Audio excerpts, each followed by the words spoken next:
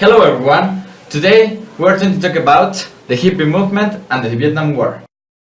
After the economic development that the industrialized capitalist countries had, a great amount of young people in the US started to manifest their own socio-political ideologies against the traditional government ideals, and they also proclaimed them as hippies.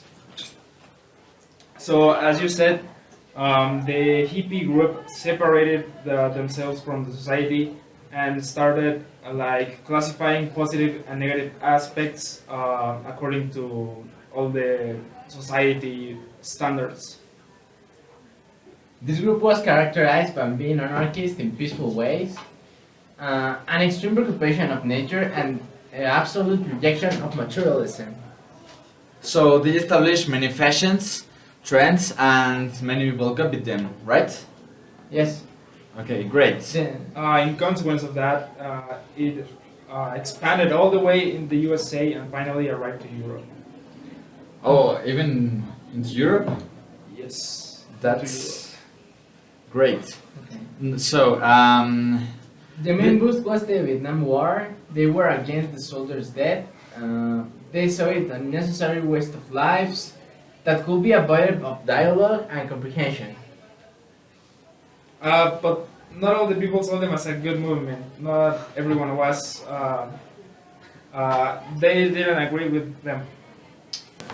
so there were many other movements against the hippie one, but none of them could stop the expansion and the power of the hippie movement, with a nice and new way of representing how the society was and the dark side that they wanted not to repeat.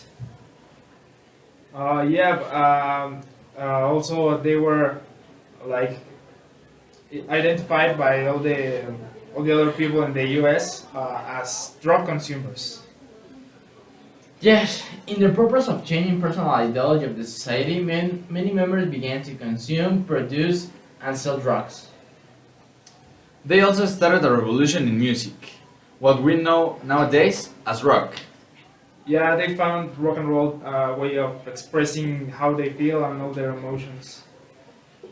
On the other hand, many bands caused the debilitation of the movement. Slowly, their spirit was dying. Many members started to be absorbed by new social trends. Yeah, after all, the minority conserved their customs. But the movement wasn't easy. There was an important and strong factor, the communism. Communism fought against this movement that was getting stronger every day. Yeah, and slowly their union became weak, and they began to fall apart of each other. Nowadays, the group is very weak, but there are some still members who are trying to preserve and rise the group again. That's very interesting. So that's everything for the hippie movement. Let's go to the Vietnam War. So, let's continue with the Vietnam War. The Vietnam War was a conflict where there were involved the capitalist and the communist ideologies. This was a fight between these two ideologies for the power of two important countries, the United States and Russia, what we know in that times as the URSS. Yeah, in my opinion, the Vietnamese War was a huge hit to the USA, leaping forward the communism. Hey, whoa, stop there. Most of the historians have shown that the Vietnamese War imposed the nationalism feeling for the people to demonstrate and express themselves in a more liberal way. Okay guys, just let's discuss these arguments and we will start with our expert in the Vietnam War. Okay, so my position is that the Communist Party is benefited by this war because it changed a bit the relation of powers between the US and the Soviet Union and expanding its ideologies. Well, how I think in this era, the capitalist party succeeded as a big power, marking difference since they were at the bottom until the point they recovered and taken back through the war. Yes, I agree with both of you, and I think these are very interesting point of view. But there's not a point that is wrong or a correct one. So I think it's a very interesting conversation. Yes, it is. Yes. Okay, so um, what can you tell us about Russia?